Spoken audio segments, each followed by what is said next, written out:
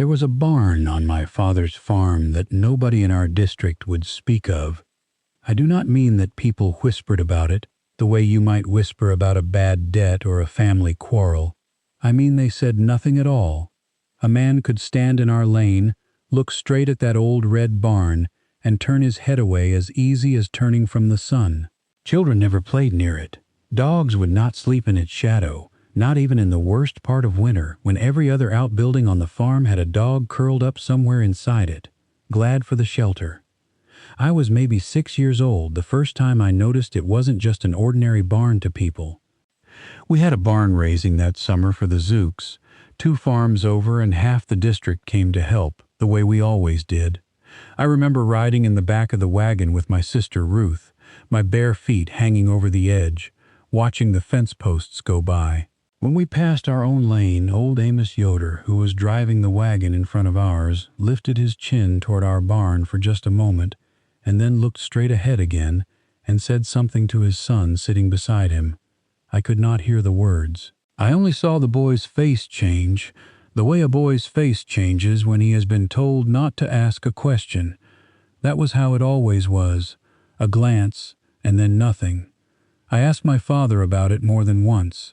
I was not the kind of boy who let a thing go simply because grown men wanted him to. I remember one evening we were mending harness leather in the shop after supper, the lantern hissing on its hook, and I asked him plainly why nobody would look at our barn the way they looked at everyone else's.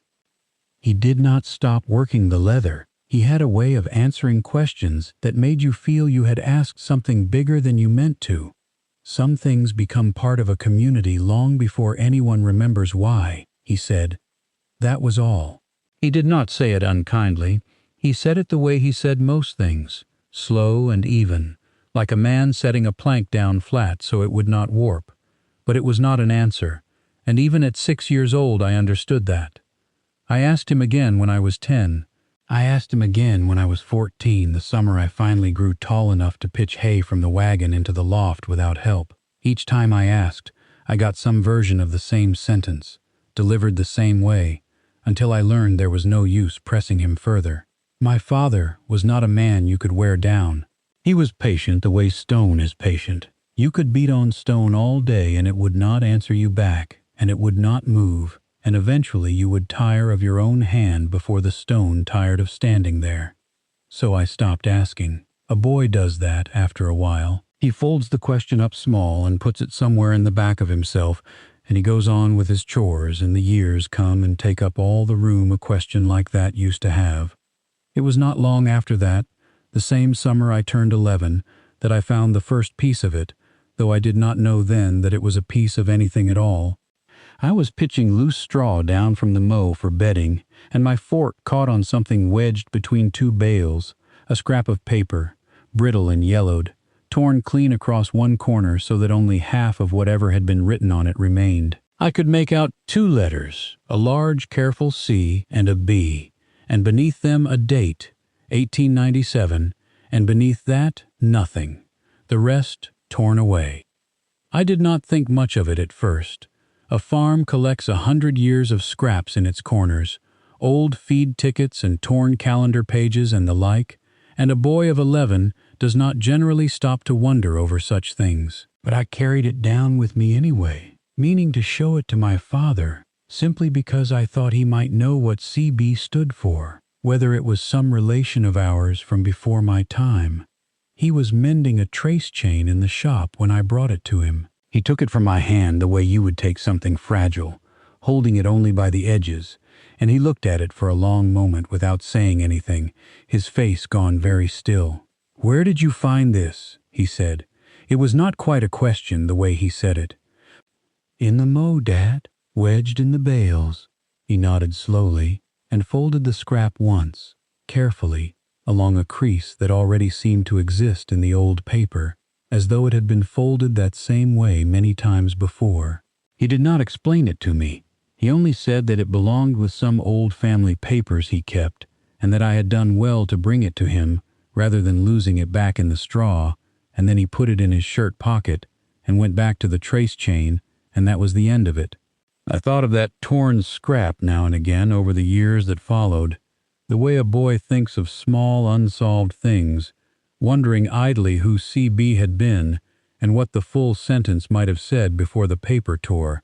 and wondering, too, why my father's face had gone so still over what seemed, on its surface, like nothing more than an old scrap from the mow. I did not connect it then to the locked door at the northern end of the barn. I only filed it away, the way I filed away so many small, unexplained things about my father across those years. One more scrap in a mow full of scraps, waiting for someone to eventually piece them together. I want to tell you about my father before I tell you anything else, because you cannot understand the barn, or what I found in it, without understanding the kind of man he was. His name was Eli Beiler. He was not a bishop, not a minister, not even a deacon. He held no office in our church district at all, which surprised people who did not know him well, because he had the bearing of a man who could have. He was tall for an Amish man of his generation, though he stooped a little by the time I was grown, the way farmers do from 40 years of bending over a plow handle or a milking stool. He had big hands, cracked across the knuckles in winter,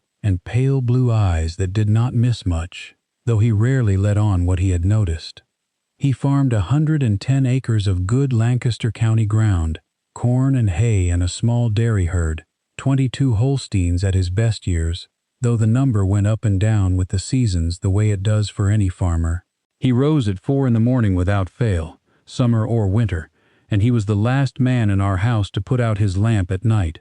Between those 2 hours he did not waste much of himself on talk.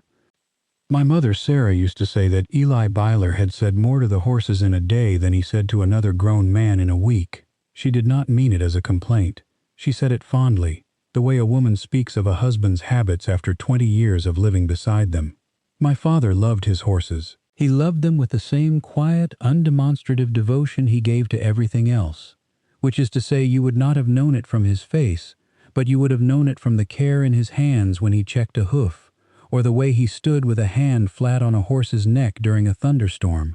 not saying anything, just standing there so the animal would know it was not alone.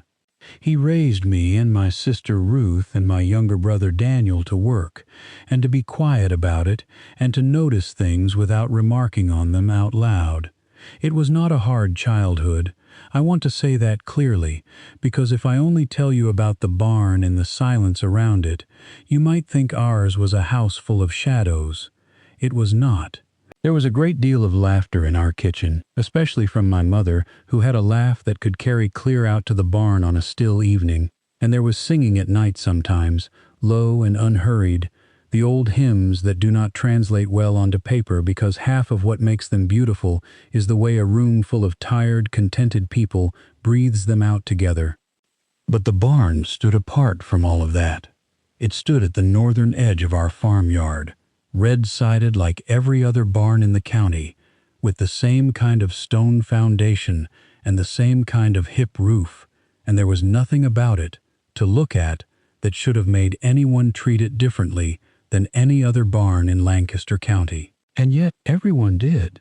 I noticed as I got older that it was not only outsiders who avoided the barn. My own father did something curious with it, something I did not think to name as curious until many years later. He kept it locked, not the main doors, which stood open most days the way any barn's doors stand open, but the smaller door at the northern end, the one that led up a narrow stair to what we called the old hayloft, though we rarely put hay in it. That door had a padlock on it, an iron padlock gone rust-brown with age, and my father carried the only key to it on a leather thong around his neck, under his shirt, where you would not see it unless you happened to catch him bathing, which a son does not often do once he has passed a certain age. I asked him once, when I was maybe 16, why that door was locked when nothing else on our farm ever was. We did not lock things in our community. There was no need. A man's tools stayed where he left them. A man's grain stayed in his crib. Locks were, in a quiet way, an insult to your neighbors, a suggestion that they could not be trusted, and my father was not a man who insulted his neighbors.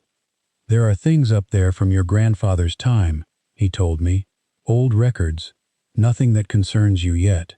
Yet, I remember that word sitting strangely in my ear, not nothing that concerns you, but Nothing that concerns you yet, as if there were a day coming when it would. I did not understand then that he was telling me the exact truth, in the smallest possible number of words, the way he told the truth about everything. My father died in March, during the last hard frost of what turned out to be an unusually long winter. He had pneumonia, which took a great many old men in our community in those years before the newer medicines came into common use among us, and he went the way most of the old men went, slowly at first and then very fast, over the course of about 10 days. My mother had already passed some years before, of a weakness in her heart that the doctors in town never gave a clearer name to than that, so it fell to me, as the eldest, to sit with him at the end. He did not say much, even then. That did not surprise me. But on the second to last night, when it was only the two of us in the room, the lamp turned low. He took my hand in his, which had gone thin, and spotted but were still, somehow, unmistakably his hands, the same hands that had held the leather awl and gentled the frightened horses, and he said, "The barn is yours now, Samuel. The whole farm is yours. You will know what to do with it when the time comes." "Know what to do with what, Dad?" I asked him. He looked at me a long moment, and something moved behind his eyes that I had seen only rarely in my life. Some old weight he had carried a very long way and was, perhaps, glad to be nearly done carrying. "The loft," he said. "When you are ready, you will know."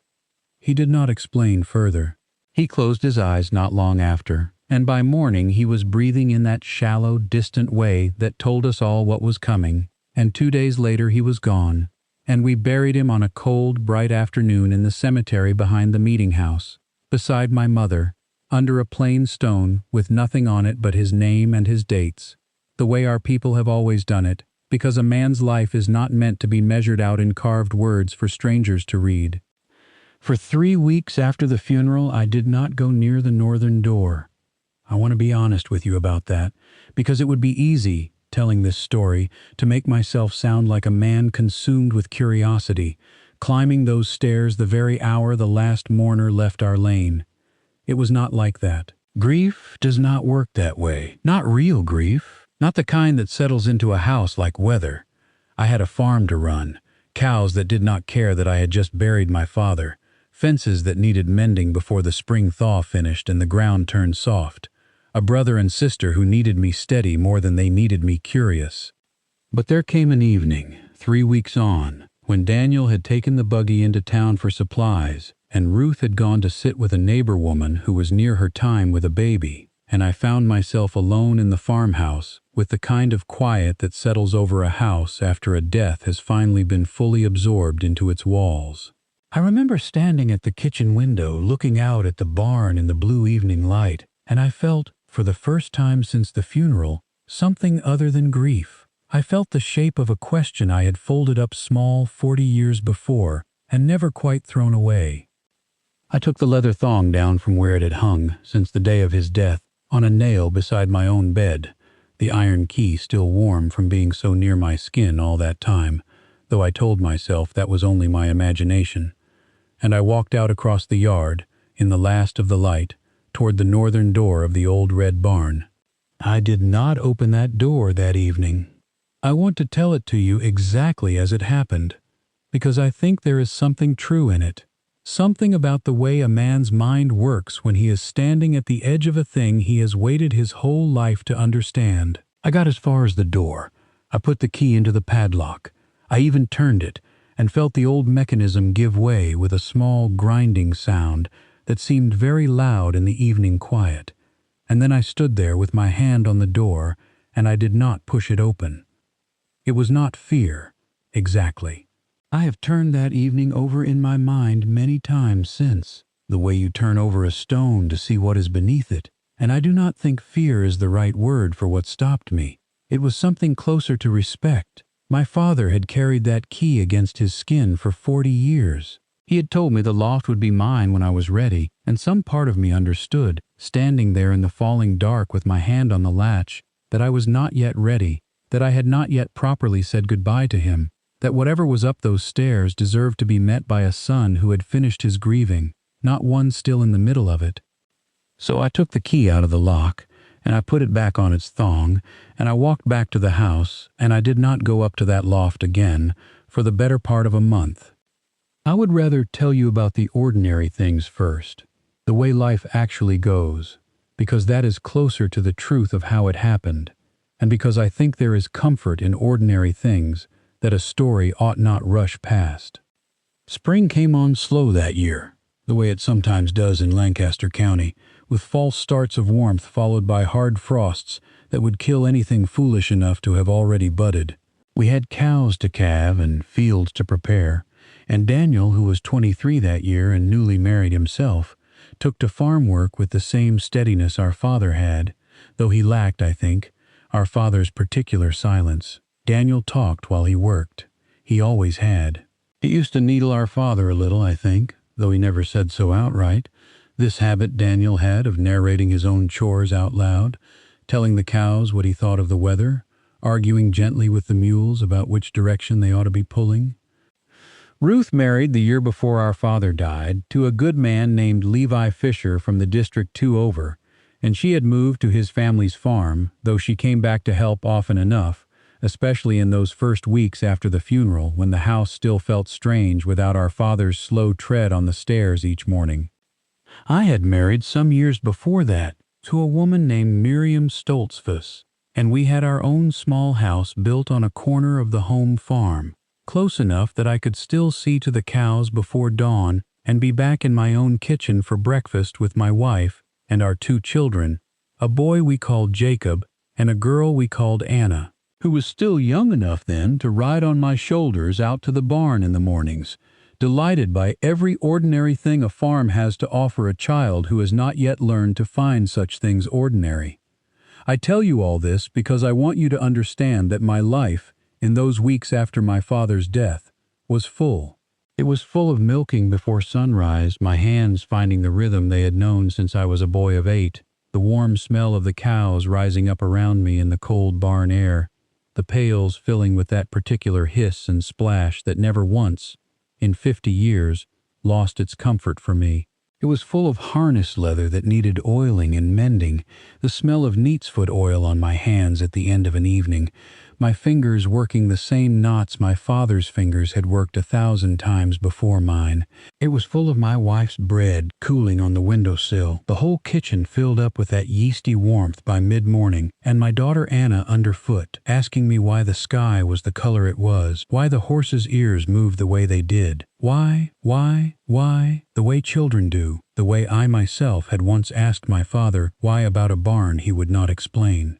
It was full, too, of the community around us, the way a farming life always is if you are Amish and living the way we live, close in among your neighbors, bound to them by shared labor and shared worship and 1,000 small daily debts of kindness that never get written down because they do not need to be. Church came to our farm that spring, our turn in the rotation, and my wife and her sisters spent the better part of a week scrubbing the house from rafters to floorboards, moving furniture out of the front rooms to make space for the benches the deacon would bring, airing out quilts, baking enough bread and pie to feed 150 people, because that is roughly how many would come, filling every room of our house and spilling out into the yard on a fine day.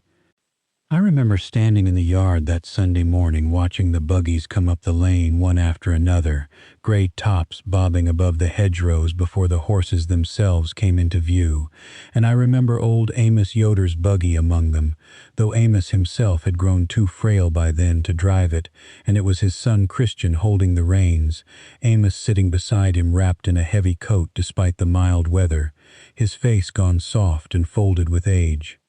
He nodded to me as they passed, the way an old man nods to a younger one he has known his whole life. And then, almost without meaning to, I think, his eyes went past me, toward the northern edge of the yard, toward the barn, and something crossed his face that I could not quite name. Not fear, not sorrow exactly. Something more like the look of a man remembering a debt he had long ago decided he would never collect. I did not think much of it in the moment. There was too much else to do, benches to help unload, horses to tend, and church itself to sit through. 3 hours of it, the ministers preaching in high German the way they always did, the congregation singing the old slow hymns that stretch a single syllable out over a dozen notes, the whole room breathing together in that particular unhurried way that I have never found anywhere else in the world, not in town, not among the English, only here, only among our own people gathered in a plain room with the windows open to let in the smell of the fields. But that evening, after everyone had gone and the benches had been loaded back onto the deacon's wagon and the house had been set right again, I found myself thinking about the look on Amos Yoder's face. I thought about it while I sat on the porch with my pipe, which I allowed myself only rarely, and Miriam sitting beside me with her mending in her lap, the children long since put to bed. "You are quiet tonight," Miriam said. She had a way of saying things like that, not as a question exactly, but as an opening, a door left ajar that I could walk through if I wanted to, or leave shut if I did not. I told her about Amos Yoder's face. I told her, too, about the key and the door and the evening a month before when I had stood with my hand on the latch and not gone in. She was quiet for a while, working her needle in and out of Daniel's shirt, which had torn at the shoulder seam, the lamplight catching the thread each time it rose. "Your father was not a man who kept secrets for no reason," she said finally. "Whatever is up there, I think you will find he had a good one." "You do not think it strange," I said, "that a man would lock away part of his own barn from his own family for 40 years? "I think," she said, "that some men carry things so that other people do not have to. I think your father might have been that kind of man." I did not fully understand what she meant, not then. I only nodded and smoked my pipe and watched the last light go out of the sky over the west field, and I did not go up to the loft that night either. There is a memory from my boyhood that I did not think much about for years, until all of this brought it back to me, clear as if it had happened the week before.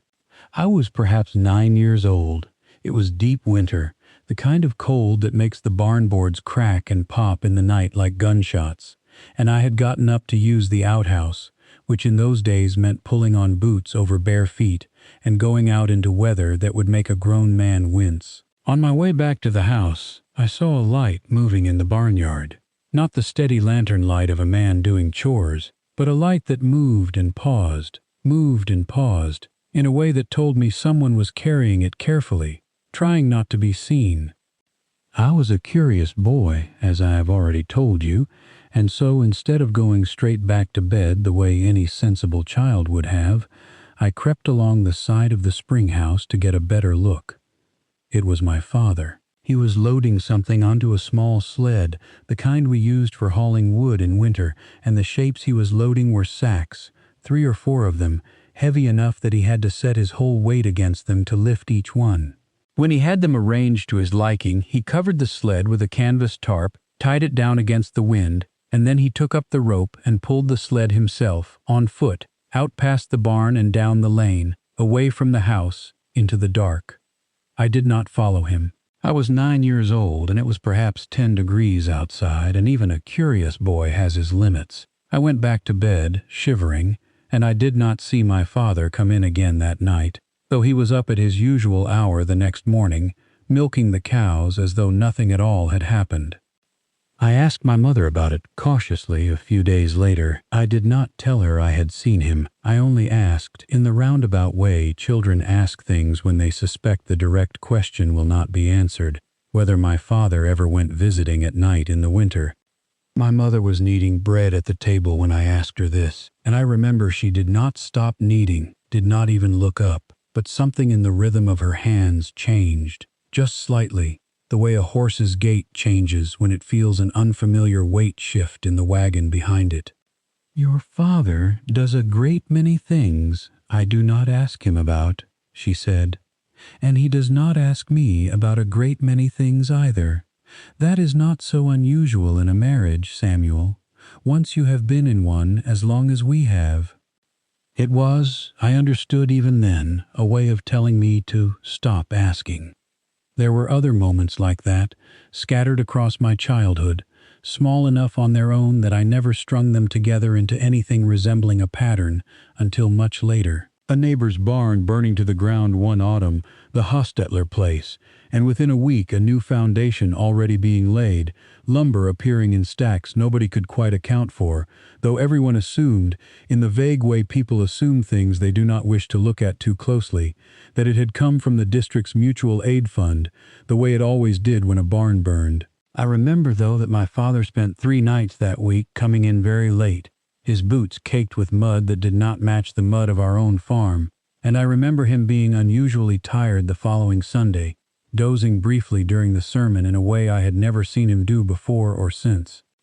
There was a widow, Fanny Esch, whose husband had died of a fever when their youngest child was still in diapers, and I remember, the winter after that death, our own root cellar seeming to empty faster than it should have, my mother remarking once, almost to herself, that she could not account for where half a bushel of potatoes had gotten to. I remember, too, seeing Fanny Esch at church some months later, looking less gaunt than she had looked at the funeral, her children in coats that looked new, though I know for a fact that family did not have the money for new coats that year, not with the husband gone and no man to work the farm.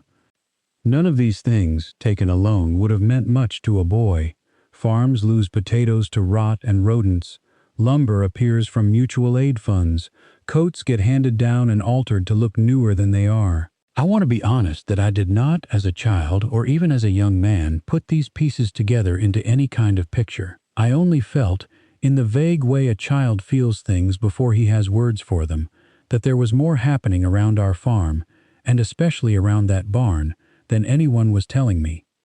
Life has a way of covering over such feelings with its own ordinary weight, and mine did exactly that. I grew from a boy who wondered about locked doors into a young man occupied with the much louder business of growing up.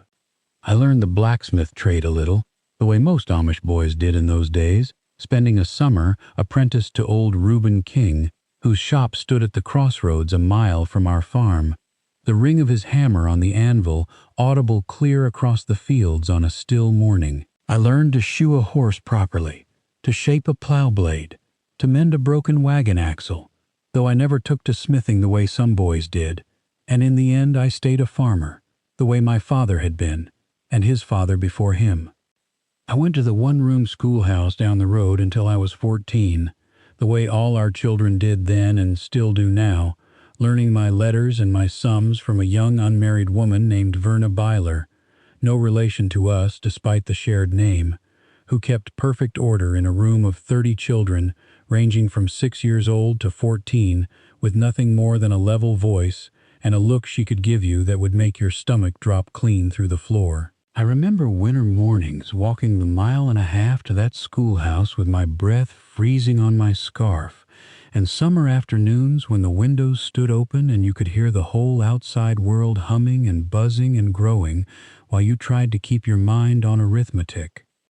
I courted Miriam Stoltzfus the way our young people courted then. At singings on Sunday evenings, the whole gathering of us young folks sitting around a long table singing the fast tunes, the ones with more rhythm to them than the slow church hymns, and afterward the boys would offer to drive certain girls home in their courting buggies, and everyone would pretend not to notice which boy drove which girl, though of course everyone noticed everything. I drove Miriam home 11 Sunday evenings before I worked up the courage to ask her father formally if I might court her, and I remember being more afraid in that conversation with her father than I have been in almost any conversation since, more afraid, even, than I was many years later standing at the top of the loft stairs with my father's key in my hand.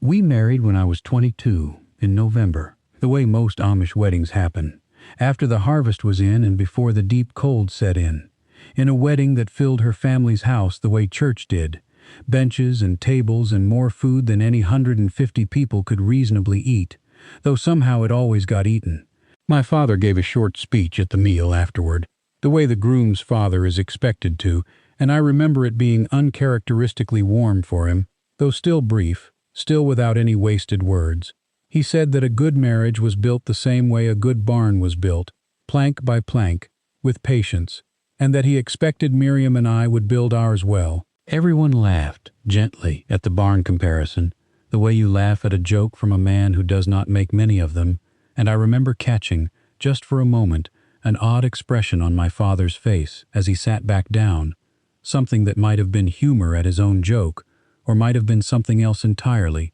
some private thought about Barnes that none of the rest of us in that room were meant to understand.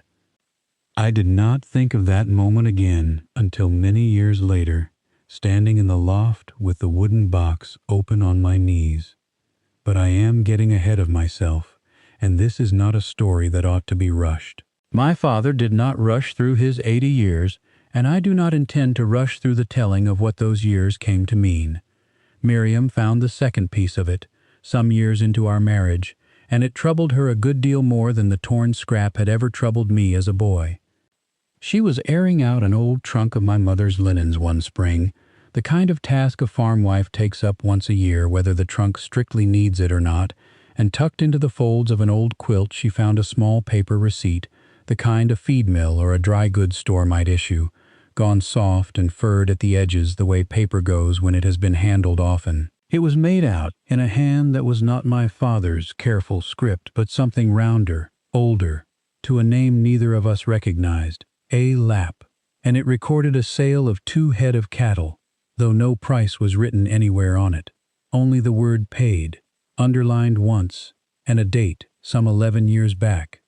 A. Lapp, Miriam said, turning it over in her hands as though the blank backside might tell her something the front had not. Do we know a Lapp who sold your father cattle?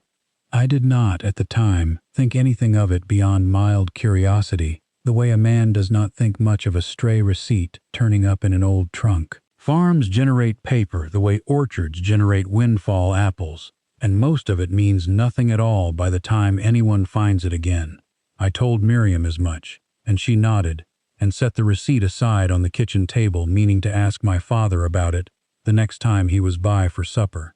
She never got the chance to ask him plainly. My father came for supper 2 days later, and Miriam, setting the table, mentioned the receipt in an offhand way, the way you mention any small found thing, and I watched my father's hand go still over his fork for just a moment. The same particular stillness I remembered from the day I had brought him the torn scrap from the mow so many years before. "Where did you find that?" he said. "In your wife's old trunk, packed in with the quilts," Miriam said. "A. Lapp, cattle, paid. I only wondered whose hand it was, since it isn't yours." My father took the receipt from her, folded it once along a crease already worn soft into the paper, and said only that it was an old family matter, settled long ago, and that he would take it home with him so it would not get lost again among our things. He did not say it unkindly, and Miriam, who had not yet learned the particular shape of my father's silences the way I had, let the matter go without pressing, though she mentioned to me afterward, once we were alone, that she thought it strange a man would keep a stranger's cattle receipt folded in with his late wife's quilts for over a decade, as though it were something precious rather than something merely unfinished. I did not tell her, then, about the torn scrap from the mow, or wonder aloud whether the two might somehow belong together, a CB from 1897 and an A. Lapp some decades later. I only felt again that same old familiar itch, the sense of a pattern just out of reach, and I let it go the way I had always let such things go, back into the folded-up place in the back of myself where such questions waited, patiently, for their proper time. The years between my wedding and my father's death numbered almost 30, and I could fill a great many evenings telling you about them in detail, the way an old man is tempted to do once he starts remembering. I will not do that. I will tell you only the parts that matter to this story, though I confess it is hard, sometimes, to know in advance which parts of a life are going to matter until you have lived all the way to the end of it and can look back and see the shape of things. Our district went on the way districts do, through good years and lean ones. There were harvests so bountiful the corn crib could not hold it all, and men had to build temporary bins just to keep the surplus dry, and there were years of drought when the corn stood no higher than a man's knee by August, and everyone's face carried a particular tightness through the winter that followed, a tightness that had nothing to do with the cold. I remember one such lean year especially well, because it involved the Lapp family, who farmed the place just south of ours. Aaron Lapp was a hard-working man, steady, well-liked, but luck had not favored him. 2 years running his corn had failed, first to drought and then, the second year, to an early frost that came through in September before the crop had finished filling out. By the second winter his family was in real difficulty, the kind of difficulty that does not announce itself loudly in a community like ours, because pride does not allow a man to announce it, but that everyone can see anyway in small signs. A family's clothes patched a little more than usual, a family's children looking a little thinner by February than they had looked in November. I remember my father visiting the Lapp farm that winter more often than seemed usual, always on some small errand, borrowing a tool he did not need, returning a tool he had not borrowed, the kind of visits a farmer makes to a neighbor without anyone thinking twice about them. I went with him once, in January, on a bitter afternoon, ostensibly to help him look at a sick horse Aaron Lapp had asked his advice about, though the horse, when we got there, did not seem especially sick to me, only a little off its feed, the kind of thing that happens to a horse every so often for no reason anyone can name. I remember standing in the Lapp barn while my father and Aaron talked in low voices near the horse's stall, and I remember Aaron Lapp's face when my father said something to him I did not catch, some sentence too quiet for me to hear across the width of the barn. Aaron Lapp, a man I had known my whole life as steady and unshakable, put a hand up over his own eyes for a moment, the way a man does when he does not want anyone to see what is happening on his face, and my father put a hand on his shoulder, briefly, and said nothing more, and then we left. Within the month, I noticed, the Lapp family's cattle had increased by 2 head, though nobody had mentioned buying any, and their corn crib, which I had seen nearly empty in December, had feed enough in it by February that Aaron Lapp was able to share some with a cousin whose own supply had run even shorter than his. I did not connect this, at the time, to anything having to do with my father's locked barn. I only thought, the way you think about such things when you are young and have not yet learned to look for patterns, that our community took care of its own, the way it always had, through the mutual aid that every district practices, the collections taken up quietly after a fire or a death, the barn raisings that cost a family nothing but the meal they fed the men who came to help. I assumed the help Aaron Lapp received came through those ordinary channels, and I did not think to ask who, exactly, within those channels had made the decision to help him, or how that decision got made, or who kept track of which families needed help and which families, having received it once, might need it again. It was only much later, with the box open in my lap, that I understood my father had been asking himself those very questions, quietly, for the better part of 50 years, and had built, out of nothing but his own patience and his own sense of what was owed to his neighbors, an entire private system for answering them. I think of the quilting frolics, too, when I try to remember the texture of those years, because so much of what I eventually understood about my father's work came filtered through the things women said to one another over a quilting frame, things I was not meant to hear and mostly did not, except for the occasional fragment that drifted to me through my wife or my sister. Miriam quilted with the other women of our district every few weeks through the winter months, gathering at whichever farmhouse had a large enough front room to hold the frame.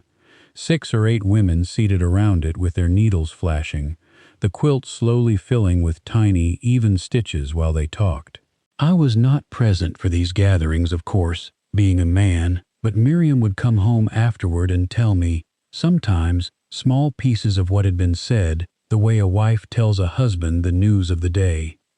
I remember her mentioning once, in an offhand way, that Emma Zook had said something curious at quilting that week, something about how strange it was that the district's benevolence fund never seemed to run dry, no matter how many families it helped in a given winter, when every other district's fund, by all accounts, ran thin some years and had to be topped up with special collections. Emma Zook apparently had wondered aloud whether our bishop had some private arrangement nobody else knew about. What did the other women say to that? I asked Miriam. Nothing much, Miriam said. Verna Beiler said perhaps the Lord simply provides more generously for a district that gives more generously, and everyone nodded, and the subject was let go. I remember thinking at the time that this was a perfectly sensible thing for Verna Beiler to have said, the kind of thing that gets said in our community whenever a mystery presents itself that nobody particularly wants solved. We are not a people given to prying into the workings of Providence. If good fortune comes, most of us are inclined to receive it gratefully and not ask too many questions about its mechanism. But I remember the phrase sticking with me anyway, in the way certain sentences do, without your quite knowing why at the time. The district's benevolence fund never seemed to run dry. I did not think of it again for years, until the night I finally opened the box and read in my father's careful hand the answer to exactly that mystery, written out in ledger columns going back decades before I was even born. There is a particular kind of quiet that settles over a community that has learned, collectively and without ever discussing it, to leave certain questions alone. I grew up inside that quiet without fully recognizing it as a quiet, the way a fish does not recognize water. It was simply the shape of things. You did not ask why the Beiler barn's north door stayed locked. You did not ask how the benevolence fund stayed full. You did not ask, when a family's fortunes turned around after a hard season, exactly whose hand had turned them. You received what was given, and you were grateful, and you let the matter rest, because that was how our people had always understood true charity to work, the giving hand and the receiving hand never quite needing to know each other's names. My father, I would come to understand, had built his entire second life around making sure that quiet held. There was one more piece, and it came to me by pure accident, the way the best clues in an ordinary life generally do, not sought out but stumbled upon. I was perhaps 40 years old, helping my father repair a section of siding on the barn's northern wall, the outside boards gone soft with rot near the foundation, when a gust of wind caught the small door at the top of the stair, the door to the loft itself, and blew it open a foot or so on its hinges. My father had gone up earlier that morning to fetch something, and in his hurry to come back down and help me with the siding, he had not, for once in his life, thought to lock it fast behind him. I did not go up. I want to be plain about that, because it would be easy to make more of this moment than it deserves. I only glanced up from where I stood at the base of the ladder handing him boards, and in that one open foot of doorway, in the thin gray light from the little gable window beyond it, I saw the edge of the door frame itself, and carved into the wood there, small and old, worn soft at its edges the way carved wood wears soft after enough years of hands brushing past it, were letters, E.B., and beneath them, fainter, an older set, worn nearly smooth, C.B., and a date beside each, though I could not make out the numbers clearly from where I stood, only that there were 2 dates, and that they were not close together. My father came back down the ladder a moment later, saw the door standing open, and crossed to it without a word and pulled it shut, the latch clicking home with its familiar small sound, and neither of us spoke of it, not that day and not ever afterward. But I carried the sight of those initials with me a long while, turning them over the way I had turned over the torn scrap and the cattle receipt, and I understood, without yet understanding anything else about it, that whatever waited behind that door had not started with my father. It had started with someone before him, marked his own initials into that frame the way a man marks a door frame to measure a child's growing height, except this was not height being measured, it was years. It was, I would come to understand many years later, an entire inheritance, quietly notched into the wood the way each generation before mine had notched it, waiting for my own initials to be added beside the others, in their turn. I think often about the seasons of that farm, because a farm is really nothing more than a wheel that keeps turning, the same chores coming back around each year in their proper order, and there is a comfort in that turning that a man does not fully appreciate until he has lived through enough of the wheel's revolutions to feel the pattern of it in his bones. Spring meant plowing, the horses leaning into their collars, the earth turning up dark and damp behind the share, the smell of it rising thick and mineral into the cool morning air. It meant calving, too, the anxious hours in the barn when a heifer's time came, my father's hands surer than mine even into his 70s, knowing exactly when to help and when to leave a cow to her own work. It meant planting corn in rows straight enough that a man could be proud of them from the road, and it meant the first mowing of hay, cut and raked and gotten into the barn before a rain could ruin it, the whole family working from before light until well past dark during those critical days. Summer meant the second and third cuttings of hay and the corn growing tall and green through the humid weeks of July, and it meant, too, the long, slow evenings on the porch that I loved best of any part of the year. The whole family gathered there after supper, while the fireflies came up out of the grass and the katydids started their sawing song in the trees along the creek. It meant church every other Sunday, the alternating Sundays given over to visiting other families, other districts sometimes, riding out in the buggy to see cousins 2 counties over, the children asleep against your shoulder on the ride home in the dark. Autumn meant the corn harvest, the husking bees where neighbors gathered to strip the ears from a whole field's worth of stalks in a single long day, competing good-naturedly to see who could husk fastest, the older men telling stories while their hands never stopped moving. It meant apple picking, whole families out in the orchard with baskets and ladders, the smell of the fruit thick in the warm October air. And it meant, in the evenings after picking, the cider press turning in the yard, sweet juice running down into buckets, while the children took turns cranking the handle until their arms gave out. It meant canning, too, my mother and later my wife working alongside the other women of the family for whole days at a stretch, jars of tomatoes and beans and applesauce lining the cellar shelves by the dozen, enough to see us through to the next harvest. And winter meant the slower work, the mending of harness and tools, the quilting frolics for the women, the long evenings by the stove with a Bible or a farm paper open on the table, the children's schoolwork spread out under the lamp. It meant butchering, too, in the cold months when the meat would keep, whole neighborhoods gathering to help one family and then the next, the work of it grim and practical and, somehow, companionable, everyone knowing their part, the smokehouse filling slowly through December with hams and sausages that would carry a family through to spring. It was in one such winter, when I was perhaps 30 years old, married with young children of my own, that something happened which I have turned over in my mind more than almost any other memory from those years, because it came closer than anything else ever did to giving me a straight answer about my father's barn, and yet it still, somehow, gave me nothing at all. We had a hard cold snap that January, the kind that freezes even the deep wells if you are not careful to keep them running, and in the middle of it, on a night when the thermometer on our porch read 11 degrees below zero, I woke to the sound of our dog barking, sharp and insistent, out toward the barn. I pulled on my clothes and went out, thinking a fox had gotten after the chickens, or worse, that something had spooked the horses, and what I found instead was my father, out at the northern door of the barn in the freezing dark, in his nightshirt with only a coat thrown over it, struggling to help a stranger down off a wagon. The stranger was an English man, not Amish, wrapped in a heavy canvas coat, and he seemed, from what I could see in the lantern light, to be in some distress, whether from the cold or from illness I could not immediately tell. My father was speaking to him in a low, urgent voice, English words, which surprised me a little, because my father spoke English competently enough for business, but I had rarely heard him use it with such fluency, such ease, as though this was a conversation he had had many times before with many different men.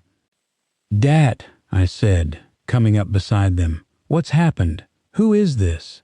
My father looked at me, and for just a moment, in the lantern light, I saw something on his face I had never seen there before. Not fear, quite, but something close to it. The look of a man caught at something he had spent his whole life making certain nobody would ever catch him at. "Go back inside, Samuel," he said. "I will handle this."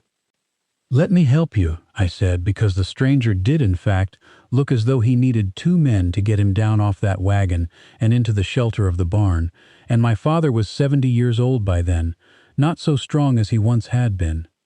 He hesitated. I remember that hesitation exactly, the length of it, 3 or 4 seconds that felt much longer standing there in the freezing dark. And then he nodded, once, and together we got the stranger down and into the barn, into the very hallway that led to the locked northern stair, though we did not go up it, only into the main part of the barn, where it was at least out of the wind, and my father built up a small fire in an old stove, kept there for exactly such emergencies, a stove I had not even known was there, tucked into a corner behind a stack of feed sacks.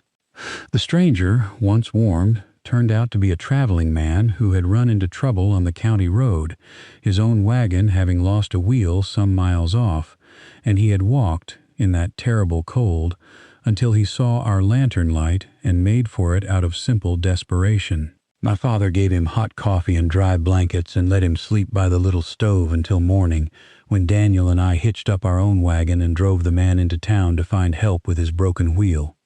It was, in the end, nothing more mysterious than one man helping another man who was in danger of freezing to death on a winter road, and any decent farmer in the county would have done the same for a stranger caught out in such weather. And yet I could not shake the feeling, driving back from town that morning, that I had seen something in my father's face the night before that went beyond simple neighborliness. I had seen a man who kept that stove in that particular corner of that particular barn precisely because he expected, some day, some cold night, to need it for exactly this purpose. I had seen a man whose English was too fluent, too practiced, for a farmer who did business in town only rarely.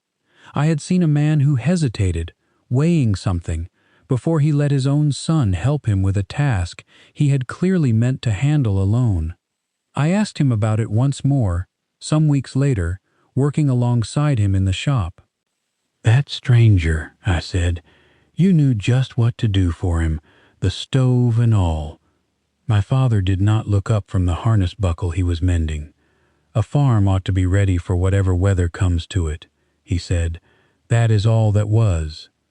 I did not believe him, not entirely, but I also did not press him further, because by then I had learned, the way a son learns the shape of his father over a lifetime of small refusals, that there was a wall in my father I was not going to get past by pushing at it. I could only wait for him to open a door himself, and he was not a man who opened doors before he judged the time was right. He never did explain that night to me, not directly, not in so many words. It was only years later, reading his own hand in the ledgers up in that loft, that I understood the stove, and the fluent English, and the practiced calm of a man who had clearly done this kind of thing more times than I would ever know, were all part of the very same quiet work that had occupied him, in secret, for the better part of his adult life. Fanny Esch lived to be an old woman herself, well into her 80s, outliving 2 of her own children, and I saw her last at the funeral of a mutual friend, an autumn morning some years before my own father passed, the 2 of us standing near the back of a crowded room, waiting our turn to view the body. She had grown small and stooped by then, her hands spotted and thin, but her eyes were as sharp as they had ever been, and she looked at me a long moment before she spoke, the way old people sometimes look at you when they are deciding whether a thing is worth saying. "You have your father's way of standing," she said, "quiet, like you are listening for something under the floor." I said I supposed I did not know what she meant by that, though I think, even then, I understood a little more than I let on. "I remember your father coming by our place one winter, a long time ago now," she said, her voice gone soft, almost to herself. "I never did work out how he knew what we needed before we knew it ourselves." She looked at me a moment longer, something almost like a smile at the corner of her mouth, and then she patted my arm once, lightly, and said no more about it, and moved on into the room to pay her respects, leaving me standing there with her words settling over me the way frost settles over a field, quiet and complete before you have even noticed it happening. I did not follow her to ask what she meant. Our people do not press an old woman for more than she is willing to give, not even when every part of you wants to. I only carried her words with me the rest of that day, and for many days after, one more piece laid quietly alongside the torn scrap, and the cattle receipt, and the initials carved into the door frame, waiting, the way all of them were waiting, for for the day I would finally understand how they fit together. My own children grew up in the shadow of that same locked door, though I made a point, once I was raising a family of my own, of never letting the barn become the kind of forbidden subject in my house that it had been in my father's. I did not have the answer to give them, but I did not want them carrying the same folded-up, unanswerable question I had carried for so many years. When Jacob was young, perhaps 7 or 8, he asked me directly why grandfather kept that one door locked when nothing else on the farm ever was. "I don't rightly know, Jacob," I told him, and I remember it cost me something to say it plainly like that, to admit to my own son that there was a thing on our farm I did not understand. Your grandfather has his reasons. Someday, maybe, we'll know them. Jacob accepted this the way children accept most things, with a shrug and a quick return to whatever game he had been playing, and I was glad of it, glad that I had not passed the weight of that question down onto him the way it had settled onto me. My father grew old the way strong men often do, slowly and then all at once. He worked the farm well into his 70s, handing off the heaviest labor to Daniel and me bit by bit, though he never fully stopped working, never became the kind of old man who sits on the porch all day directing younger men from a rocking chair. Even at 80 he was out most mornings checking the stock, walking the fence lines, his pace slower than it had been, but his eye just as sharp.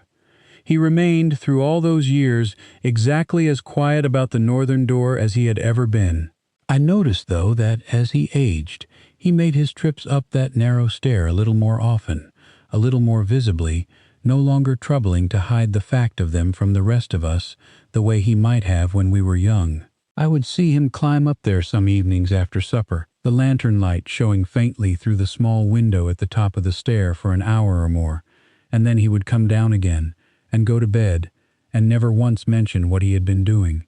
I asked Miriam once, in those later years, whether she thought my father was simply keeping old family papers up there, deeds and letters and such, the sort of thing an old man might want to sort through as he felt his own time growing shorter.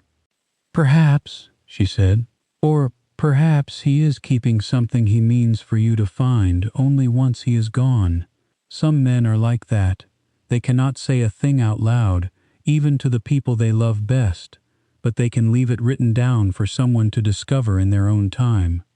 I have thought of that conversation many times since, because I believe now that Miriam understood my father better, in some ways, than I did myself, though she had married into our family and I had been born into it. There was one more moment near the very end that I have saved for last, because I think it belongs here, at the hinge between the story of my father's life and the story of what I found after it ended.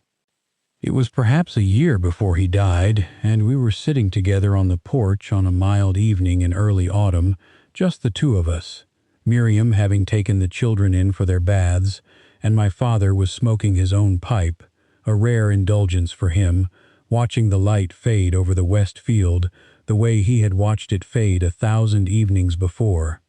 "Samuel," he said out of what seemed, at the time, like nothing at all, no particular conversation leading up to it, "do you know why this community has never once, in all my years, had a family go hungry through a winter, or lose a farm outright to hard luck, the way you hear of happening in other districts sometimes?" I said I supposed it was because we took care of our own, the way Amish communities always did, through mutual aid and barn raisings and the like. "That is true," he said, "but it is not the whole of it." He drew on his pipe a moment and let the smoke go slowly, watching it drift and disappear in the still evening air. A community can only take care of its own if someone is watching closely enough to know who needs taking care of, and quietly enough that the ones being helped never have to feel the shame of having been noticed. I did not fully understand what he was telling me, not then, though I have come to believe, looking back, that this was as close as my father ever came, in all his 80 years, to explaining himself to me directly. He was telling me, in his own roundabout way, exactly what I would find waiting for me in that loft, and he was telling me, too, why he had never simply come out and said it plainly across all those years of my asking. "You watch closely," I said, "and quietly. He looked at me then, and something in his pale blue eyes seemed, for just a moment, almost pleased, the way a teacher looks pleased when a slow student finally arrives, on his own, at an answer the teacher has been patiently waiting for. "Someone has to," he said, and then he knocked the ash from his pipe and stood and said it was time for bed, and we did not speak of it again, not in all the months that remained to him, not even in those last days when he lay dying and told me only that the barn was mine and that I would know what to do with it when the time came. I have wished many times since that I had asked him one more question that evening on the porch. I have wished I had said plainly, "Dat, is that what is behind that locked door?" and made him answer me straight, yes or no, instead of leaving me to work it out for myself after he was gone. But I understand now, better than I did then, why he never gave me that straight answer. Not even when he had the chance. Not even at the very end. A man who has spent his whole life making certain his charity stayed hidden was not going to break that habit on his deathbed. Not even for his own son. He was going to let the truth wait for me, folded up quietly in a wooden box until I was ready to open it myself, in my own time, the way he had opened it himself, I would later learn, in his own time, from his own father, 2 generations before.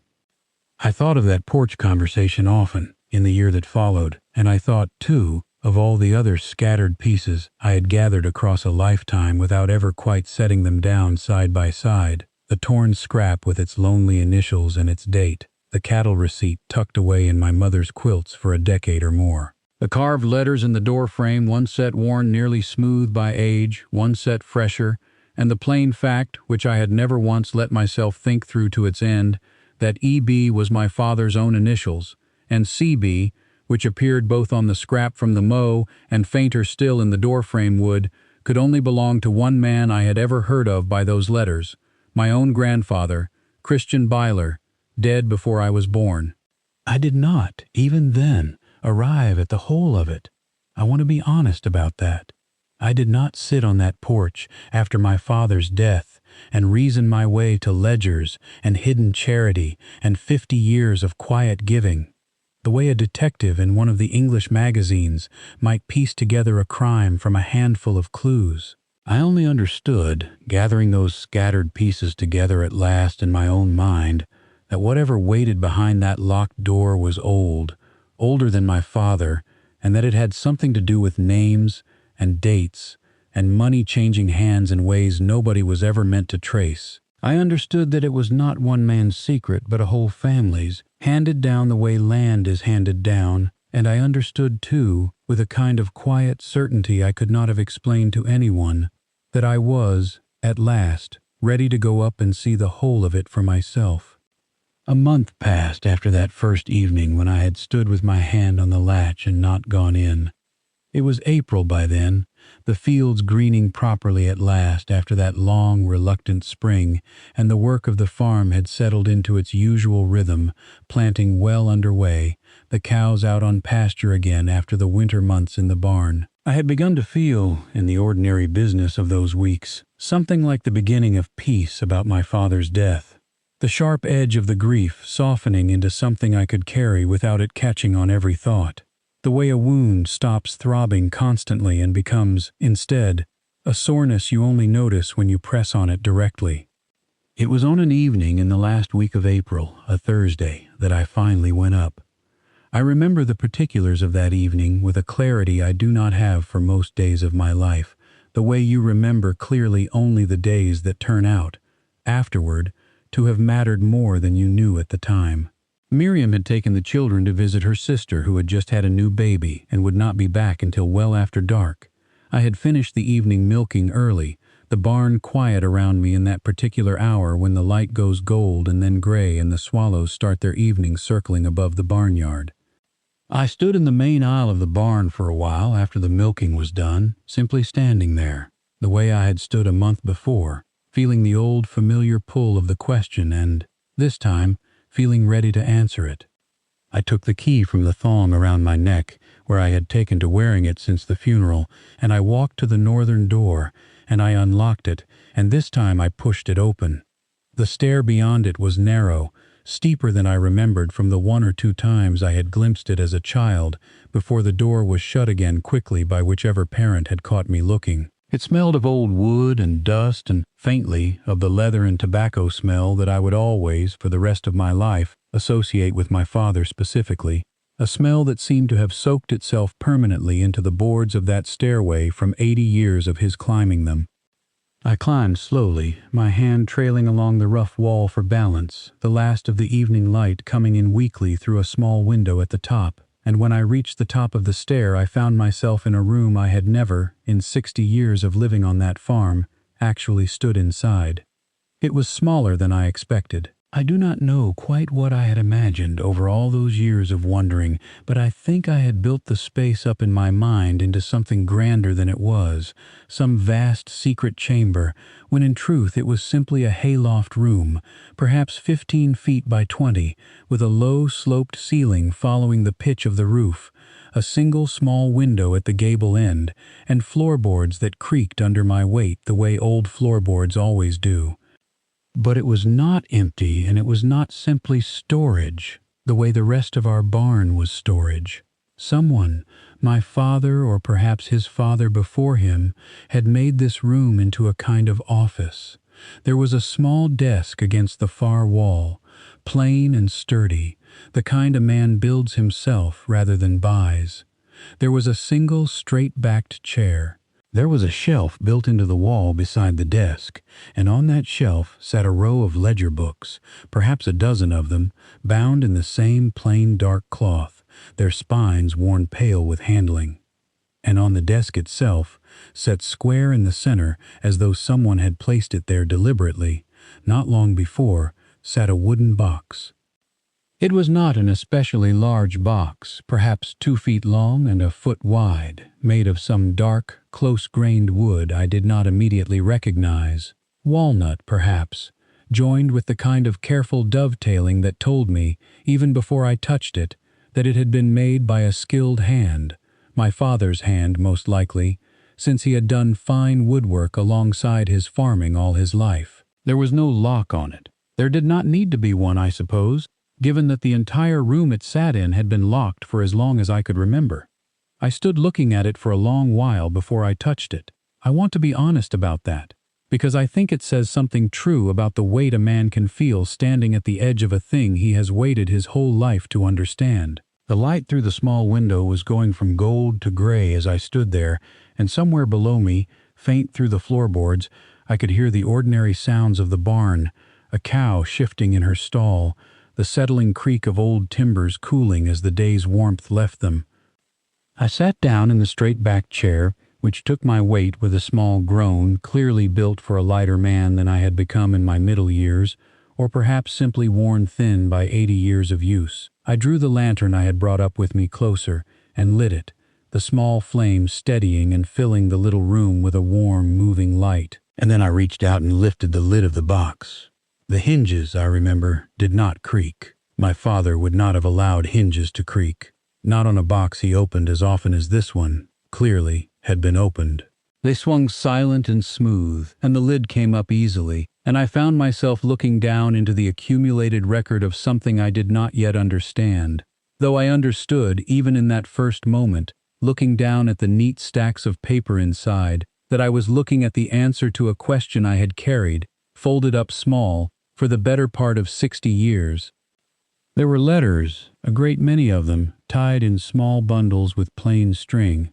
the paper of the oldest ones gone yellow and brittle at the edges. There were smaller ledger books, similar to the ones on the shelf but older, worn softer, clearly from an earlier hand than the more recent volumes. There was a small tin box within the larger wooden one, and when I opened it I found it held coins, mostly old ones, a few paper bills folded flat, not a great sum of money, not by the standards of a wealthy man, but a careful, deliberate sum, the kind a man sets aside for a specific purpose and does not touch for anything else.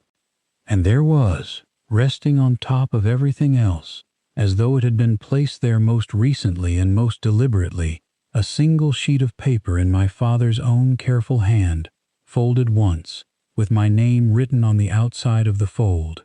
Samuel. I sat for a long moment with that folded paper in my hand before I opened it. The lantern flame moved slightly in some draft I could not locate, throwing small shadows across the desk, and somewhere out beyond the little window the evening had gone fully dark now, the first stars showing faint above the black shape of the west field. I unfolded the paper, and I began to read. My father's handwriting was small and even, the same careful hand I recognized from bills of sale and the occasional note he had left for me over the years, though I had never before seen so much of it gathered in one place, so plainly personal. Samuel? If you are reading this, I have gone on ahead, and the time has come for you to understand what your grandfather began and what I have carried forward these 50 years and more. I did not tell you while I lived because that is not how this work is meant to be carried. It is meant to be found, in its own time, by the one who is ready to take it up, the same way I found it, up in this same loft, the autumn after my own father's funeral, when I was younger than you are now.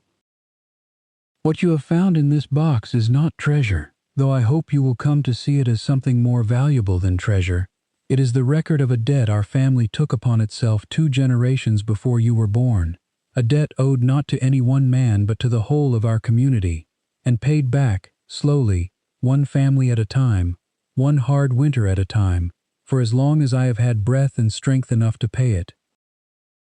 Read the ledgers. They will tell you more than I ever could in a letter. When you understand what they contain, you will understand, too, why the door stayed locked, and why I could never explain it to you while I lived, and why I believe, with all my heart, that you are the right man to carry it forward, if you are willing.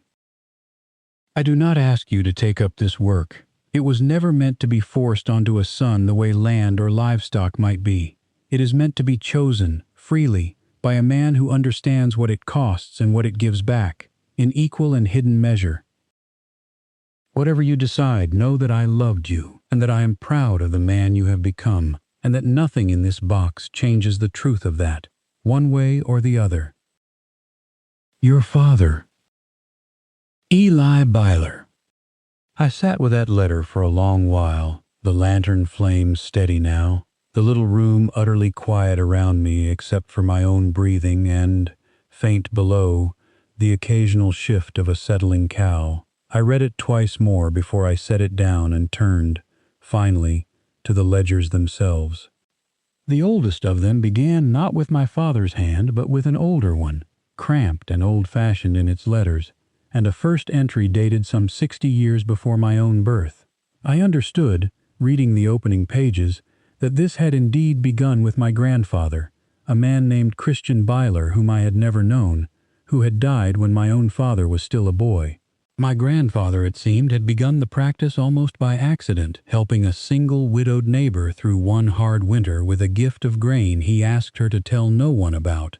not because he was ashamed of the giving, but because he believed, as the ledger's opening page explained in his own cramped hand, that charity given publicly too often became a kind of debt the receiver could never fully discharge, a shame that outlasted the hunger it had relieved. A man who is given bread before his neighbor's eyes, my grandfather had written, must carry the weight of having been seen to need it for as long as he lives among those neighbors. A man who finds bread has simply appeared, as if by providence, at his door in the night, need carry no such weight at all. I mean, so long as I am able to be that providence, and to ask nothing of any man in return but that he do the same, quietly, for whoever comes after him in need, and that he never speak my name in connection with it, not even in his prayers. I read on through the pages of that first ledger, and then the second, and then the third, my father's own hand taking over from my grandfather's somewhere in the middle years, and I began, slowly, to understand the shape of the thing my family had built. There was, I learned, no mystical source of funds, no hidden fortune buried somewhere on the property, nothing so dramatic as that. There was only this, a portion of every good harvest, set carefully aside before the rest of the year's income was spent or divided, year after year, decade after decade, building slowly into a reserve that could be drawn upon when a neighbor's own harvest failed. There was the tin box of coins I had found, replenished a little each year, spent down a little each winter, never entirely emptied, never allowed to grow so large that it drew attention to itself. There was the careful watching my father had spoken of that evening on the porch, the close, quiet attention paid to every family in our district and, in later years, to families in neighboring districts as well, so that trouble could be noticed and addressed before it became desperate enough to be spoken of openly. And there, in the front of that oldest ledger, tucked flat against the binding where it had clearly rested for the better part of a century, I found the other half of the torn scrap I had carried down from the mow as a boy of 11, the two pieces fitting together along their ragged edge as neatly as two hands clasping. Together they read, in my grandfather's cramped old script, "C.B., begun this year of 1897, may it never be spoken of and never be ended."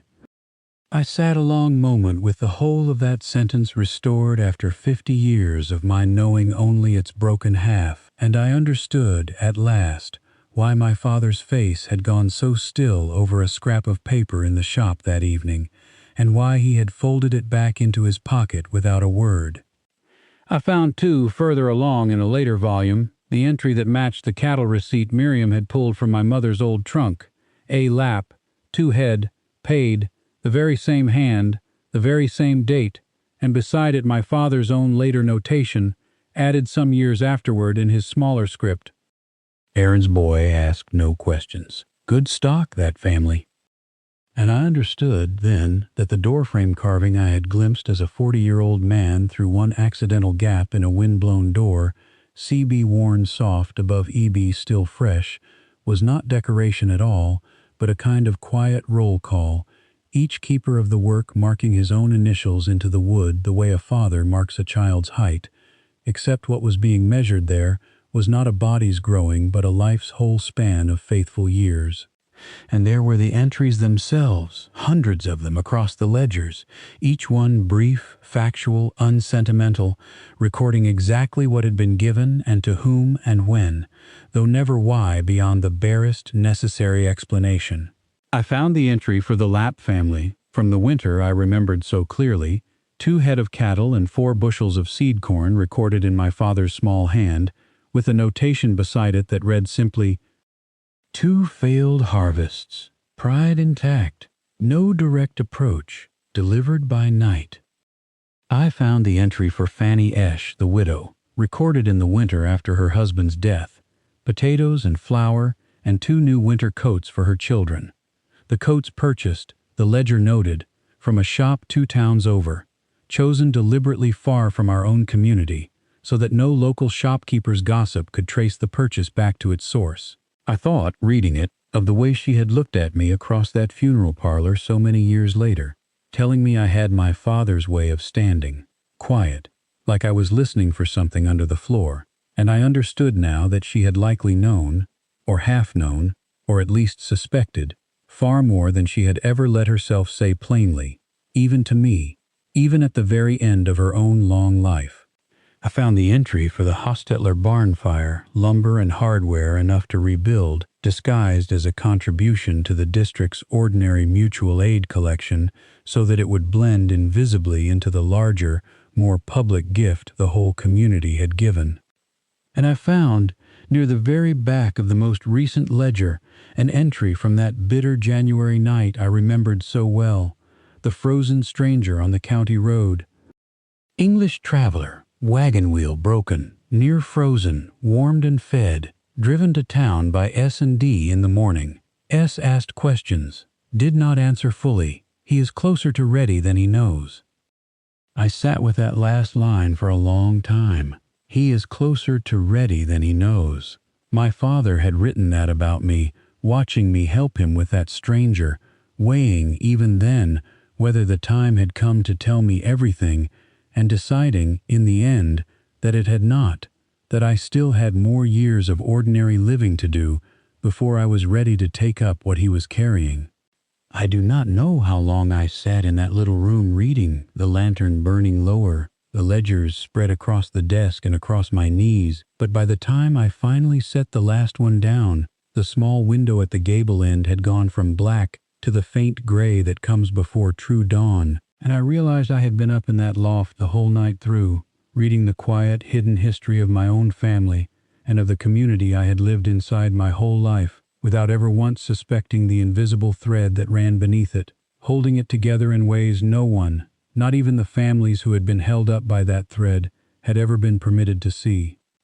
I came down from the loft that morning the way a man comes out of a church after an unusually long sermon, my legs stiff, my mind still turning slowly through everything I had read. Miriam found me in the barn when she and the children returned, and she must have seen the change in my face before I said a word, because she simply took the milk pail from my hand and held me a moment in the quiet of the aisle and told me to tell her when I was ready, not before.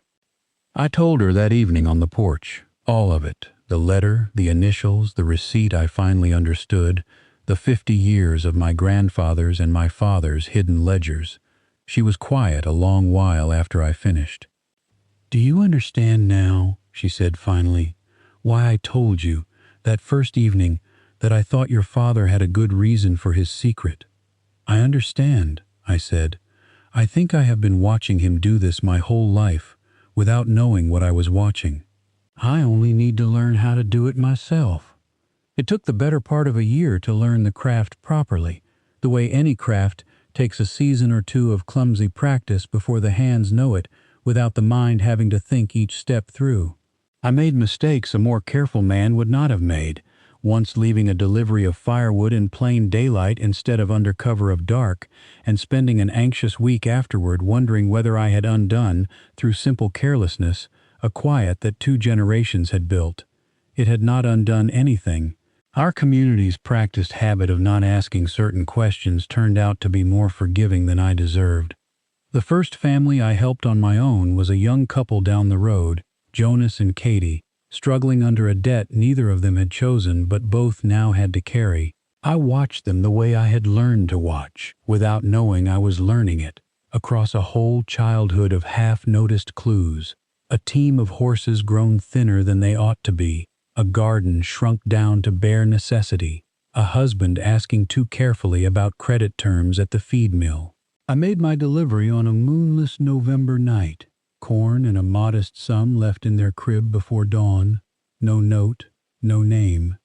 I did not see their reaction, of course. That was the whole point of the thing. But I saw them at church some weeks later, singing the slow hymns with faces that looked, for the first time in months, unclenched, and I felt a satisfaction unlike anything I had known before, deeper and quieter than the pride a man feels over a good harvest, because it could never be spoken of, never received as praise, and yet it filled me more completely than any praise I had ever been given. I remember sitting in that crowded front room afterward, my own children beside me, Jacob still small enough then to lean his head against my arm during the closing hymn, and thinking that whatever else my life came to hold, I had at last become, in some small and quiet way, the kind of man my father had spent his whole life quietly becoming, and that the becoming of it had cost me nothing but a wagon ride in the dark and the willingness to let a gift go out into the world without my own name ever traveling with it. I helped, over the years that followed, a good number of families, though I kept no exact count, because counting felt like a betrayal of the thing's own spirit. There was a widow whose roof needed replacing before winter, lumber and shingles appearing at her farm the week her son-in-law happened to be away. There was a family whose only milk cow died of bloat, a healthy heifer standing in their pasture some mornings later, no bill of sale ever produced. There was a harder case, too. A father whose drinking had gone beyond what our community's quiet correction alone could mend, and I learned, from that one, that not every trouble a man watches for can be fixed by his own hands, that sometimes the truest use of the watching is bringing the right other hands, the bishops, the districts, quietly to bear on a need too large for one man's secret generosity.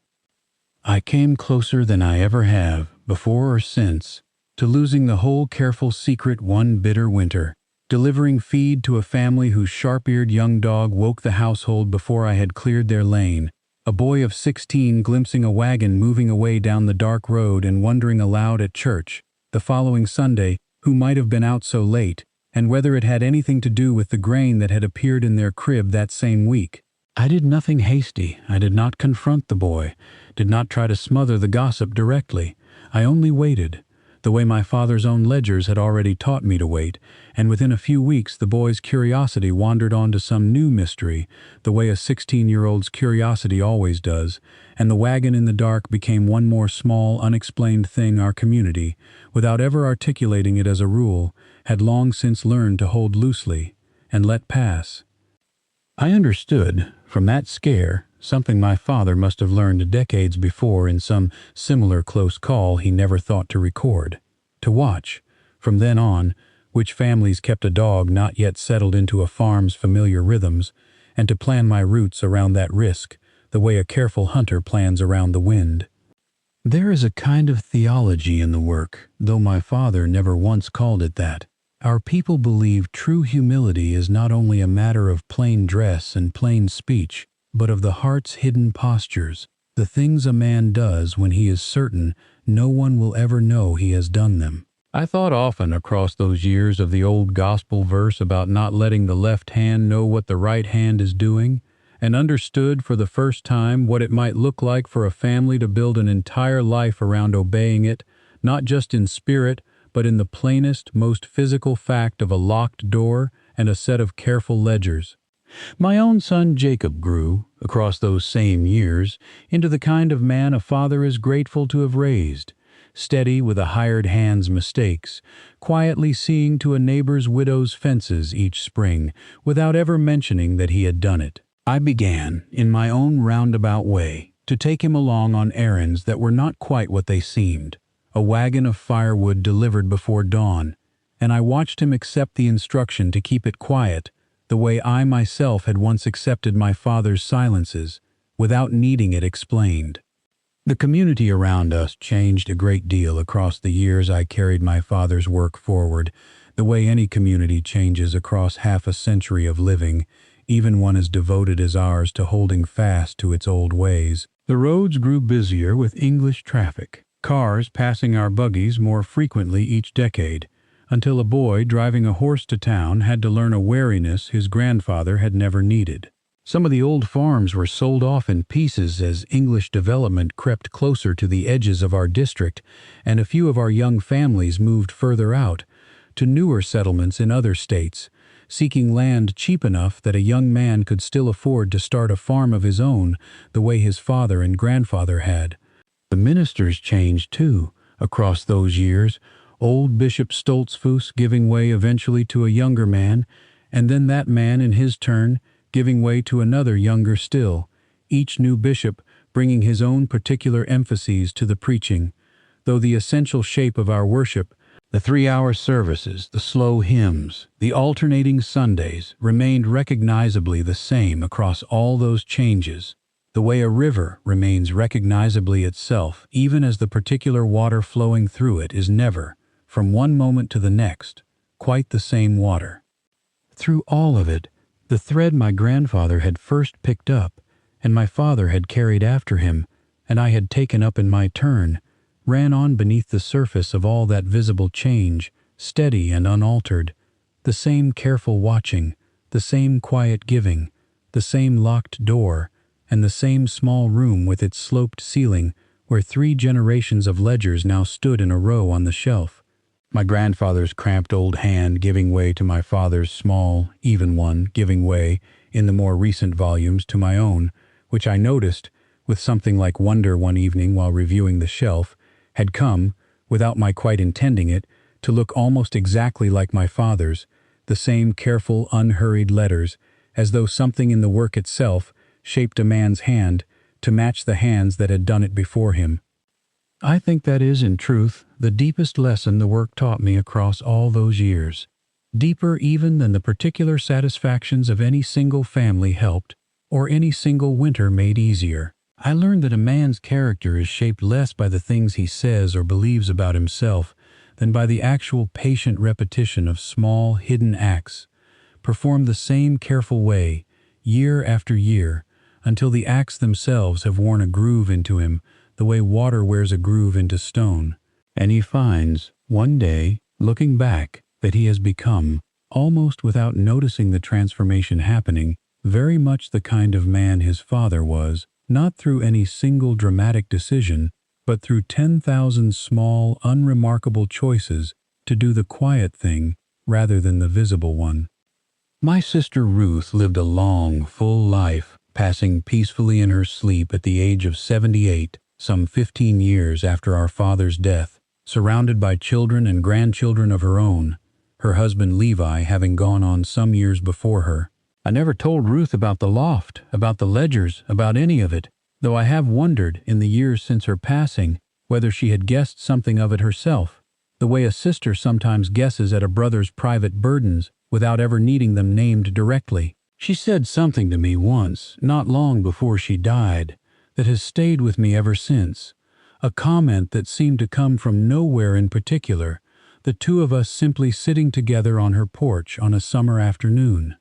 "You have your father's quiet in you, Samuel," she said, "more than Daniel ever did. I used to wonder what you did with all of it, all that quiet you carried around, even as a boy." I did not answer her directly. I only smiled and changed the subject to something about her grandchildren, and she let the matter rest, the way our whole family, our whole community, had always been so practiced at letting matters rest. Daniel passed some years after Ruth, his heart failing him suddenly one morning while he was out checking his own herd, a quick death, the kind our people consider, in our quiet way, something of a mercy, sparing a man the long decline that had taken both our parents. I stood at his graveside on a cold morning much like the one on which we had buried our father so many decades before, and I thought, standing there, of how strange it was that I alone, among the three of us, had come to carry forward the particular secret our father had left behind, a secret neither Ruth nor Daniel had ever known existed, and would go to their own graves never knowing, the way most of the families my father and I had helped, across our combined 100 years of the work, had gone to their own graves never knowing whose hand had helped them. I am the last of my father's children now, the only one left who remembers him as a living man rather than a name on a gravestone, and I feel that weight some mornings more than others, the particular loneliness of being the sole keeper of a memory that no one else alive shares in quite the same way I share it. But I do not feel it as sorrow, not most days. I feel it, more often, as a kind of quiet honor, the honor of having been trusted by a father who trusted very few people with very much of himself, with the deepest and most private work of his entire long life. I am 81 years old now, as I tell you this, an age my own father reached only briefly before the pneumonia took him, and I find myself in these later years thinking often about the particular arithmetic of an old man's remaining time, how many more winters I am likely to see, how many more nights I have strength enough left in me to hitch a wagon and drive a load of grain down a dark road to some family's crib before dawn. My hands are not what they were. I notice it most in small things, the stiffness in my fingers on a cold morning, the way a task that once took me an hour now sometimes takes closer to 2. Jacob has taken over nearly all the heavy work of the farm itself these past several years, and I have settled, the way old farmers do, into the lighter tasks, the mending and the tending of smaller matters, while my son runs the operation that was once entirely mine, the way it had once been entirely my father's before that.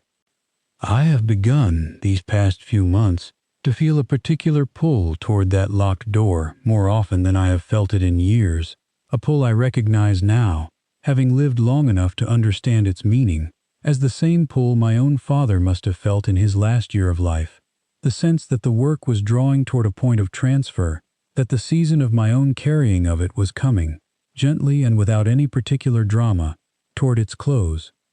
I sat with Jacob on the porch not 3 weeks ago, on a mild evening much like so many evenings across my whole life spent on porches with people I loved, watching the light fade over the same west field my father watched fade 1,000 times before me, and I told him, at last, plainly, without the roundabout sentences my own father had always favored, that there was something in the old barn's locked loft that I needed him to understand, and that I would take him up to see it before the year was out. He did not ask many questions, which did not surprise me, coming from a son I had raised, without ever quite naming what I was doing, in the same careful patience my own father had raised me in. He only nodded, and said he was ready whenever I judged the time right, and we sat together a while longer in the gathering dark, not needing to say much more than that. I have not yet taken him up. I find myself waiting, the way my own father waited those extra weeks after his own decision, for some quiet inward sense of the proper moment, though I could not have told you, if you asked me directly, exactly what signs I am waiting for. Perhaps there are no signs at all, only an old man's instinct, worn into him across 80 years of watching his own father's instincts, telling him when a thing is ready to be done. I think some days of the whole long chain of us, my grandfather and my father and myself, and soon, I trust, my son after me, each of us finding our own way up that same narrow stair in our own time, each of us sitting in that same straight-backed chair by lantern light, reading the same accumulating record of a family's quiet devotion to a community's hidden needs, each of us adding our own careful hand to the ledgers before passing the whole of it forward to the next man ready to carry it.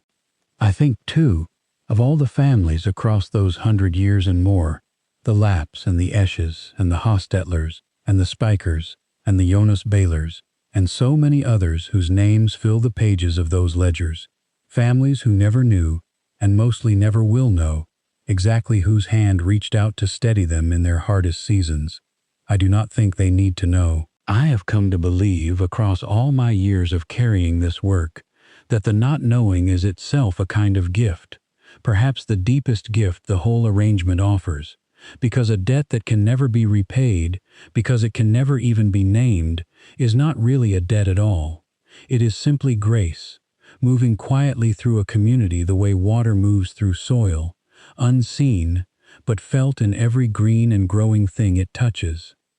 Autumn came late again this year, the way it sometimes does, the maples along the creek holding their green long past when they usually turn, until finally, in the first week of November, the whole tree line went over almost at once into that deep gold and red that makes even a tired old farmer stop his wagon in the lane and simply look for a while before going on with his errand. We brought in the last of the corn that same week, Jacob and his own boys doing most of the heavy work now, though I still went out most days to watch and to lend a hand where an old man's hands could still be useful, tying off a wagon load, checking a gate latch, the small steady tasks that keep a man feeling useful even after the heaviest labor has passed to younger shoulders. The corn crib filled up the way it always had, ear by ear, wagon load by wagon load, and I found myself watching it fill, thinking of my grandfather's opening words in that oldest ledger about setting aside a portion of every good harvest before the rest of the year's needs were even reckoned, and I found myself glad, in a way I do not think I could have been glad as a younger man, that this particular harvest, like so many before it, would be generous enough to spare that portion without any family in our own house going without. Miriam is gone now, these past 6 years, her own heart failing her gently one winter morning much the way Daniel's had failed him, and I miss her every single day in ways I did not expect an old man's grief to still carry, even after so many years of marriage, even after having had, by any fair measure, a full and blessed life together. I think of her most often on the porch, in the particular hour after supper when we used to sit together and watch the light go, and I find, some evenings, that I still speak to her a little, out loud, the way a man does when a habit of 60 years does not simply stop because the person on the other end of it has gone on ahead. I think she would be glad, watching from wherever she has gone, to know that Jacob is nearly ready, that the work will pass forward the way it has passed forward twice before in our family, from a father who could not fully say what he meant to a son who came, in his own time, to understand it anyway. She always had more faith in the quiet passing of things than I did, more faith that a truth held carefully enough, patiently enough, across enough silent years, would find its own way into the hands meant to carry it, without needing to be forced there by anything so blunt as direct explanation. Anna visits often, her own children nearly grown now, and I find a particular comfort in her visits that I did not expect to find in my old age, a comfort in simply being fussed over a little, brought a plate of something warm, reminded gently to wear a heavier coat than I think I need. She does not know about the loft either, and I have made my peace, across these last years, with the fact that she likely never will. That the work my father and grandfather built was never meant to run through every child of every generation, only through the one, whichever one it turned out to be, whose particular quiet matched the particular quiet the work required. I sat in church 2 Sundays back, in a farmhouse front room much like the 100 other front rooms I have sat in across my whole long life, listening to the ministers preach in the same unhurried high German I have listened to since before I could properly understand it, singing the same slow hymns stretched out over their long, patient notes. And I looked around that crowded room at the faces of my neighbors, old faces I have known my whole life, and younger faces belonging to children and grandchildren I have watched grow up in the years since my father died, and I felt, sitting there, the particular fullness of a life spent entirely within one small, faithful, hidden community, a life that has looked, from the outside, exactly like every other Amish farmer's life around me, and has been, in truth, something else besides, something only I have fully known, and only Jacob will come, before too much longer, to know as well. The first snow came early this year, a full 3 weeks ahead of when it usually arrives, catching most of the district somewhat by surprise, though not so much that any real harm was done to the last of the fall work. It began in the middle of a gray afternoon, fine and slow at first, the kind of snow that seems almost hesitant about itself, drifting down without any real conviction, and then, as the light began to fail, it thickened, until by full dark the whole farmyard lay under an even white blanket, the first real snow of the season, soft and clean and undisturbed by any track but my own. I had gone out that evening after Jacob and his family had gone home to their own house for supper, to see to a few last things before the weather worsened further, the way an old farmer does even when the heaviest work has passed to younger hands. I checked the horses in their stalls, my own team of 2 along with the several Jacob kept for the farm's daily use, and I found them settled and calm, the way horses generally are on the first snow of the year, some old instinct in them recognizing the seasons turning and finding in it not alarm but a kind of quiet acceptance. I walked from the horse stable across the yard toward the old red barn, my boots leaving the only marks in that fresh, unbroken snow, the flakes still coming down steady and silent around me, catching the last gray light of the evening in a way that made the whole yard seem, for a moment, softer and quieter than it had any right to be. I could see, through the kitchen window of the farmhouse behind me, the warm yellow glow of the lamp Anna had lit before she left that afternoon, and I could smell, faintly, on the cold air, the last trace of the bread she had baked that morning and left cooling on the sill, a smell that has followed me, in one form or another, across every single evening of my 81 years on this same piece of ground. I unlocked the northern door of the barn, the padlock cold and stiff in my fingers, the mechanism turning with the same small grinding sound it has always made, a sound I have heard so many hundreds of times now across these past 20 years that it has become, to my ear, almost a kind of music, the particular note that announces I am about to climb into the one room on this whole farm that belongs entirely to a different rhythm of time than the rest of my ordinary days. I climbed the narrow stair slowly, my knees not what they once were, my hand trailing along the same rough wall my father's hand trailed along, and his father's before him, 3 generations of palms having worn that wood just slightly smoother than the wood around it, though you would have to know to look for it to ever notice the difference. I reached the top, and I lit the kerosene lantern that has sat in that little room for as long as I have known it, its glass chimney a little smoked now from decades of use, and I set it on the desk, the same straight-backed chair, the same shelf of ledgers running now to a good deal more volumes than the dozen I first found there, my own careful hand filling page after page across these past 2 decades in the same small, even letters my father's hand once made. and his fathers before him. I did not stay long tonight. There was no particular delivery to make, no particular family's trouble weighing on me this evening, only the quiet habit of an old man checking on the place where the truest work of his whole life has been carried out, mostly unseen, across so many years. I sat for a few minutes in the straight-back chair, the lantern light moving gently across the walls the way it always has, and I looked at the row of ledgers on the shelf, and I thought, the way I find myself thinking more and more often as I grow older, of all the hands that have sat in this exact chair before mine, and of the one hand, Jacob's, that will sit here soon enough, in its own turn, carrying the whole quiet weight of it forward into years I will not live to see. I blew out the lantern, and I sat a moment longer in the sudden dark, the small window at the gable end, showing only the faint gray-white glow of the falling snow outside. And then I rose, my joints protesting a little the way they always do now after sitting too long in the cold, and I made my way carefully back down the narrow stair, my hand once more finding the smooth-worn track along the wall that 3 generations of us have worn there without ever meaning to.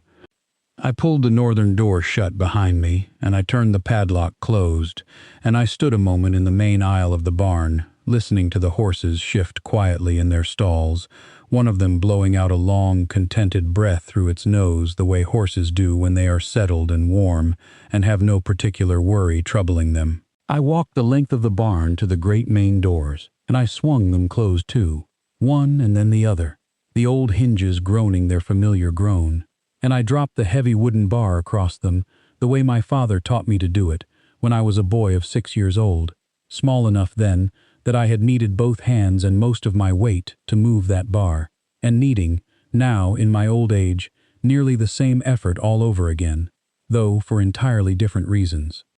The snow was still falling, steady and quiet, as I crossed the yard back toward the farmhouse, my earlier tracks already beginning to soften and fill at their edges, the whole world around me gone hushed in that particular way only a fresh snowfall can hush a place. Every ordinary sound of the evening, the creak of a branch, the far-off bark of some neighbor's dog, muffled and softened until it seemed to reach me from a much greater distance than it actually traveled. I could see the warm light of my own kitchen window ahead of me, Anna's bread still faintly perfuming the cold air, and beyond it, further down the lane, the scattered lights of my neighbors' farmhouses, each one holding its own quiet evening, its own family gathered close against the coming winter, none of them knowing, and none of them needing to know, that up in the loft of an old red barn behind one particular farmhouse, a thread that has run unbroken now for more than 100 years continues to hold, quietly, gently, the way it has always held, beneath the visible surface of an ordinary community's ordinary life. Smoke rose straight and pale from my chimney into the still, snow-filled air, and I stood a moment longer in the yard, an old man in the first snow of another winter, looking back once at the dark shape of the barn behind me, its northern door locked fast the way it has been locked, across 3 generations now, against nothing in this world except the simple, careful discipline of a family's chosen humility. Then I turned, and I walked the last few steps to my own door, and I went inside, out of the cold, into the warmth and the bread smell, and the lamplight, and I did not look back again. Inside, the kitchen held its familiar warmth, the stove still ticking faintly as it cooled from Anna's afternoon of baking, the loaf she had left for me sitting under its cloth on the sill, the crust gone dark gold the way she always managed to get it, a small trick of her mother's she had learned so well across the years that I could no longer taste the difference between Anna's bread and Miriam's, not that I would ever have told either of them so, back when I still had them both. I hung my coat on the peg by the door, stamping the snow from my boots the way I have stamped snow from my boots on that same worn spot of floor for the better part of 60 years, and I sat down at the kitchen table with a small slice of the bread and a cup of coffee gone lukewarm on the back of the stove, and I ate slowly, the way an old man eats when there is no particular hurry left in his evenings, only the simple pleasure of warm food after cold work, taken quietly, alone, in a kitchen that has held nearly every important hour of my whole long life. I thought, sitting there, of my father, the way I find myself thinking of him more often now than I did even in the years right after his death, as though the passage of so much time has, strangely, brought him closer rather than further away, the particular closeness that comes from having walked, myself, every single step of the path he once walked before me, the milking and the mending and the quiet nighttime deliveries and the narrow stair worn smooth by 3 generations of the same careful hand. I understand him now in a way I could not have understood him as a young man asking unanswerable questions in the shop by lantern light. I understand the particular loneliness he must have carried, all those years, being the only man in a whole community who knew the true shape of certain kindnesses. I understand, too, the particular peace that loneliness carried alongside it, the peace of a debt faithfully paid, season after season, without any need for another living soul to ever know the paying had happened at all.